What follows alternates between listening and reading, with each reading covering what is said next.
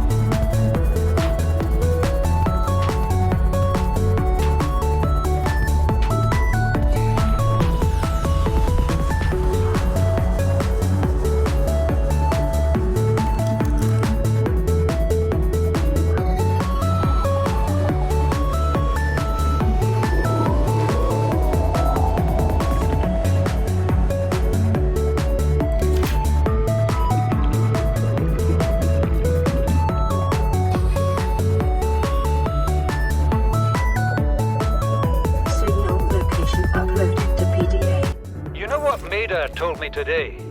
She wants to build a habitat 500 meters below sea level, more than a kilometer northeast of here. And she needs Bart and I to do it. She's got it into her head that she can save us if she just acts recklessly enough. But I've hauled Star Wars to Neptune, Plasteel to the Federation.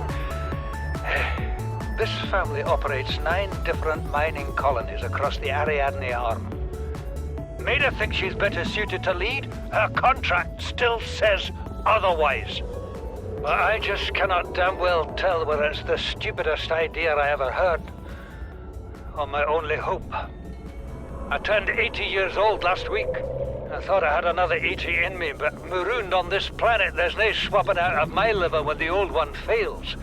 Here, I'm mortal. Welcome aboard, Captain. And Maida is useful. So, it's my responsibility to make a decision. Return to the island and hope whatever knocked the Degasi out of the sky won't do the same to the rescue ship. Or take us deeper in search of answers. And all the while be hoping old age gets me before the sea monsters do. I'll give Maida just one thing. She was right about these caves. There's enough lithium there to fabricate 100 tons of plasteel. Enough for a damn fleet of Cyclops submarines. There was nothing anyone could have done to avoid crashing here. But I was right to order the detour. If we get off this planet, they'll be talking about the Torgal share price on the other side of the Federation. Integrating new PDA data. New blueprint acquired. I thought it might get claustrophobic living underwater. Father feels it is. He'd tell me it was childish, but I stare out of the window and sometimes I think how lucky I am to see this world up close. Back on the island, I wouldn't have believed the creatures that live down here. The fish, they glow. There's one that's 90% eyeball. Snakes twice the length of a habitat compartment. Certainly, it's not all friendly. Most of the plant life is toxic. Learned that the hard way. But I've managed to coax some marble melons into growing indoors. And when they don't cover our dietary needs, well, we eat the fish themselves. It's a bit gross, but there's nothing they wouldn't do. I've been attempting to document my findings. Father approves. He says understanding is power, that the more we know about this planet, the more we can use it to our advantage. I'm just doing it because it's fun. It's not easy without proper equipment and network access, but the old-fashioned way, observing, taking notes, testing theories, shows me the world in a way a spectroscopic analysis never could. Lately I've been watching the crab snakes. They ambush their prey as it tries to feed on the mushrooms they hide in. What they don't eat settles on the seabed, which fertilizes the mushrooms, which feeds the herbivores, and so the chain continues. Co-evolution gives me the fuzzies.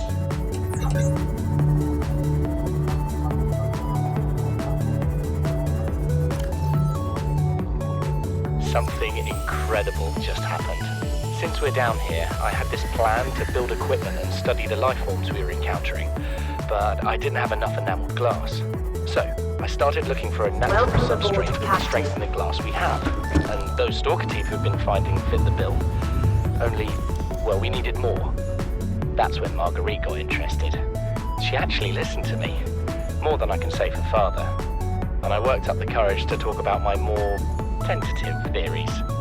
When I told her they were attracted to metal deposits, that their teeth get dislodged when they pick them up, her eyes narrowed and she dashed out of the room. 3 hours later, she came back, her pack loaded down with stalker teeth. I asked her about it. She shrugged and said my theories were good. Said she had the meeting out of the palm of her hand. I think she meant it literally. She is incredible. She went out to the kelp forest armed with just a heat blade and went fin to fin with a pack of stalkers. On the one hand, that is the coolest thing I have ever heard. On the other, well, I hope the stalkers didn't come off worse than Marguerite did. She had a huge gash on her forearm. I don't think things went as smoothly as she made out. What's the point in surviving here if we have to kill everything that makes it so wonderful? I wish I knew more about these animals, but Father won't let me leave the habitat. Maybe with all this glass, we could build a containment unit and get up close to them.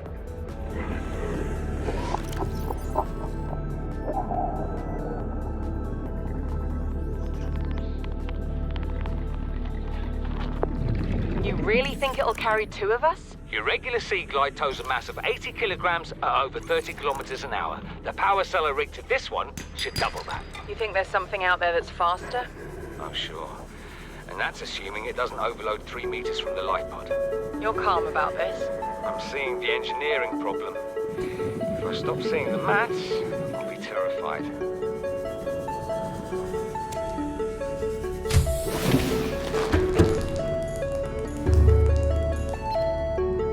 High priority automated message from Aurora Live Pod 13 coordinates attached. Live Pod is carrying high priority passenger. Yoki Kasa. I said Kasa. Why do I have to record this anyway? Send immediate burial detail. Signal location uploaded to PDA.